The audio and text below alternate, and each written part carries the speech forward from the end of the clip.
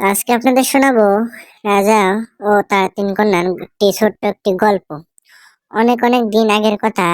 এক ছিল রাজা, রাজা ছিল এক রানী, আরো ছিল তিন কন্যা, শিমুল, বকুল ও পারুল। তিন কন্যাকে নিয়ে রাজা রানীর বেশ সুখে দিন কাটছিল। রাজ্যেও ছিল সুখ আর শান্তি। রাজা একদিন গল্প করছিলেন, সঙ্গে ছিল রানী আর তিন কন্যা।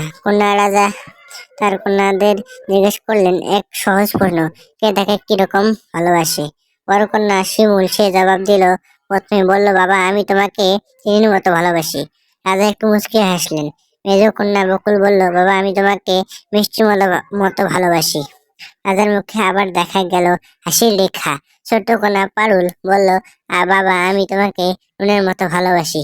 সঙ্গে সঙ্গে রাজার মুখ হয়ে গেল কালো। রানীও শুনে অবাক, এ কেমন কথা। রাজা বেশ অস্থির, ডাকলেন উজির নাজির ও সেনাপতিকে।